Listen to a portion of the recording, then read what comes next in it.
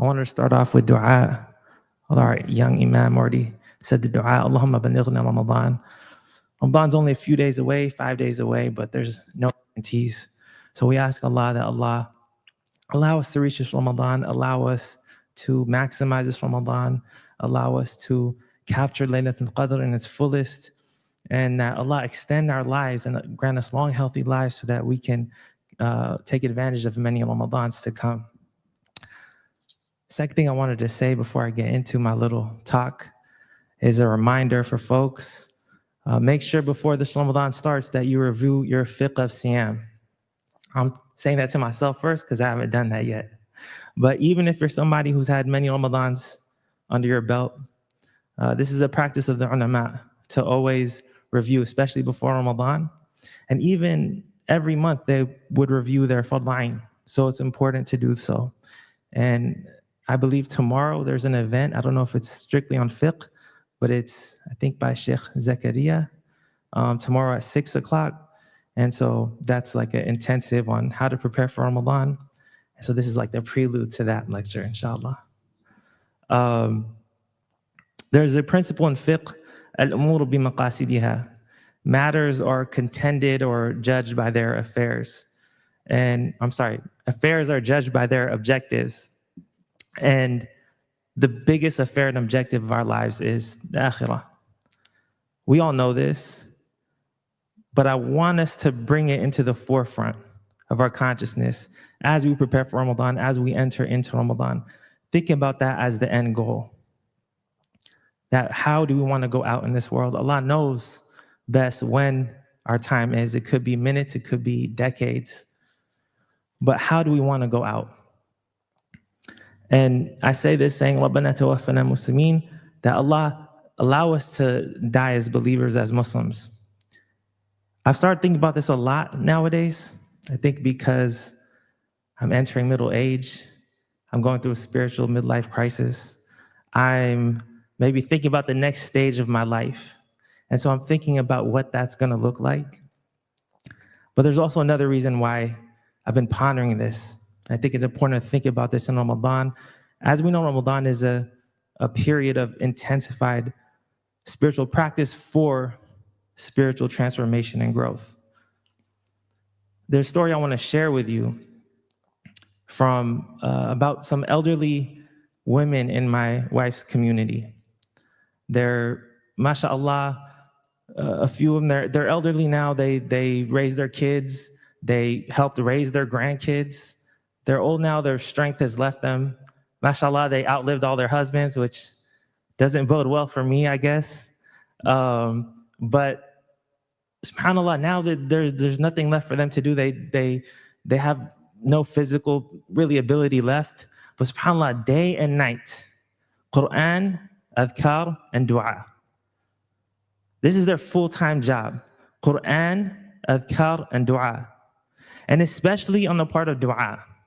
Because their job, as they see it, is to make dua for their loved ones and family members, from the oldest to the youngest.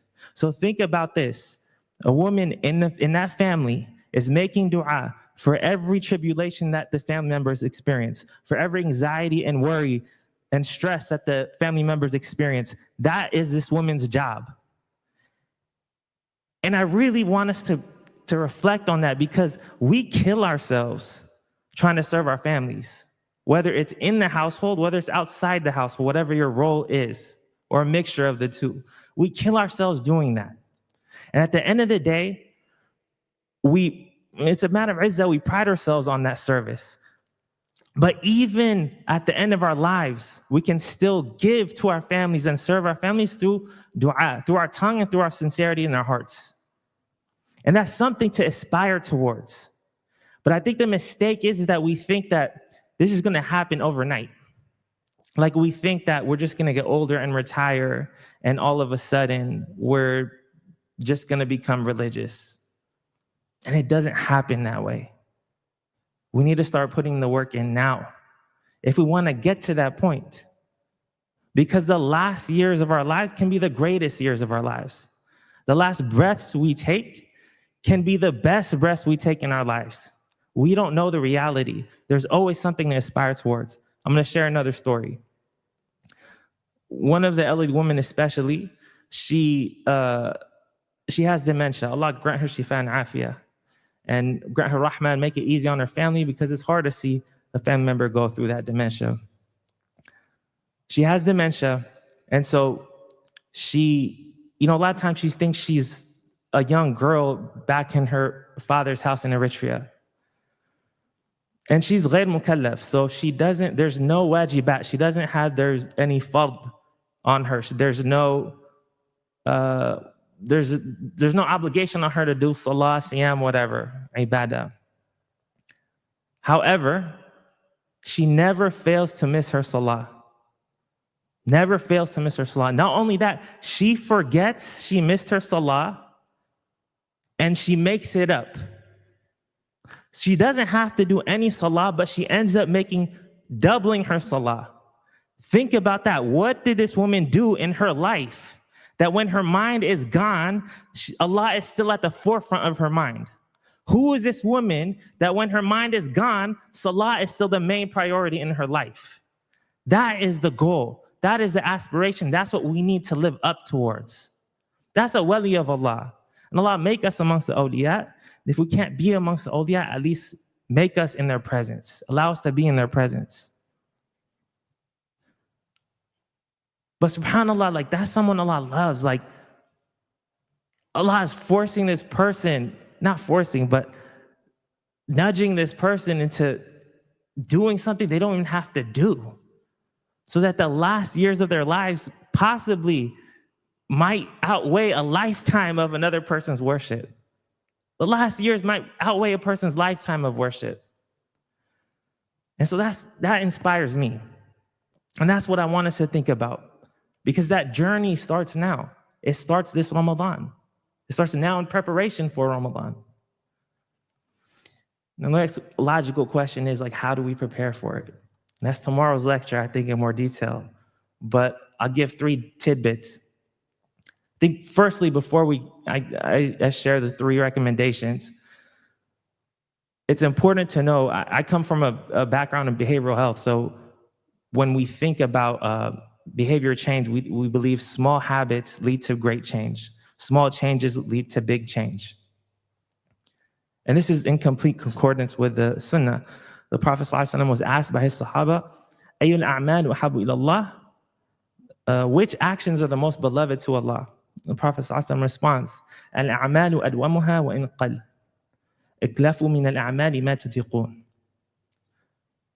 Those actions that are most beloved to Allah are those that are done continuously, even if they're little. And take up actions that are only within your capabilities. So that's where we're going to start. We start off small. Don't need to do anything big. We start off small. And there's quick reminders. The first thing in the broad arena of connecting with the Quran that we're trying to do this Ramadan, really start prioritizing reading tafsir. And I'm not talking about simply listening to tafsir lecture. That's not what I'm talking about. I'm talking about really delving into the books. And these books, especially modern day tafsir, they're written for the awam, they're written for the public. And if you feel comfortable, ask your teachers, ask your ulama about recommendations about which tafsir to get into. But it changes the level of your connection with the Quran. You come across the ayah that moves you in your heart, and then you go to the tafsir and you read the background of the tafsir. You're building a special relationship. And not only that, but you take that ayah or those ayahs and you write them in a list. And then you keep them after Ramadan and you start to recite them with your daily adhkar or your weekly adhkar, whatever you do. So now you have a daily wird, a daily recitation that you do. So your connection with the Quran stays with you throughout the year. And then you build on it. The second thing is to increase our dua,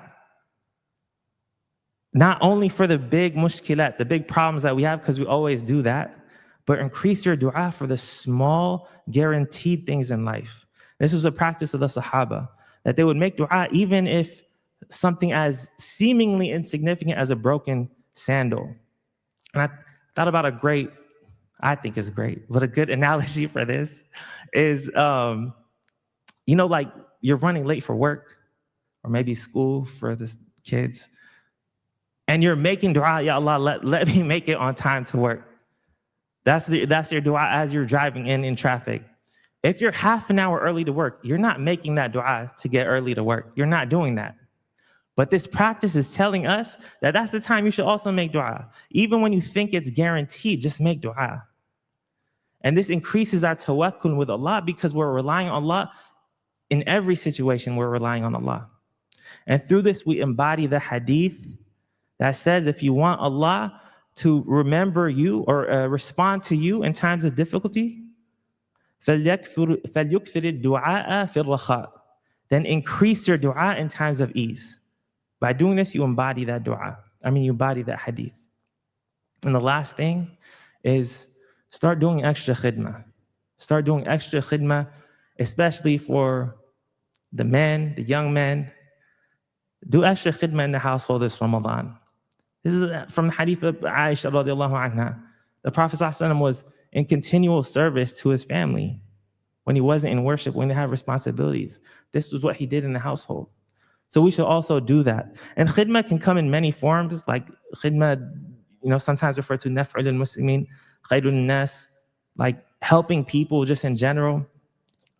There's so many ways of doing that. We know, obviously, I think the best ways we know is maybe volunteering. That means coming to the masjid here. The masjid needs volunteers here. This is a way of doing khidmah.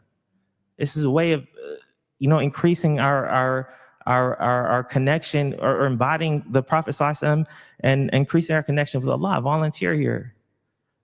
Donate is also, obviously, I think, a way we all know, we realize it's a way to help people. But subhanAllah, this Indonesian scholar, Muhammad al-Jawi, I think he was in 1st or 2 centuries ago, I'm not sure, I might be mistaken.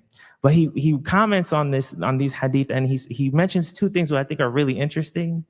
He says, helping people through maqal, which is like articles, like media, but that was before social media, but he's calling articles, but I think we can make the analogy through media. So, for example, when you're seeing something at Zaytech, promote it, right? When you see good charities going on, send it to your family members, send it to people. This is a way of providing service. Another way, subhanAllah, he said, biljah, through social status, which I think is amazing. Your social privilege, how you can help people. And I think that's really important to think about when we're in, mashallah, a beautiful masjid, a beautiful city, and to just think about the people we're having Ramadan, not only across the world, but even across the Bay Area. We're having Ramadans in masajid where they can't even afford light bills. Ramadan in masajid where they go outside and they're at risk of getting robbed. And just thinking about that, even thinking of making dua for those people collectively, acknowledging our social privileges, that in and of itself is a way of doing khidmah. And so Allah grant us tawfiq and istiqamah. اللهم صل على محمد وعلى آله وصحبه وسلم. سبحان ربك رب العزة عما يصفون وسلام على المرسلين والحمد لله رب العالمين. جزاكم الله خير.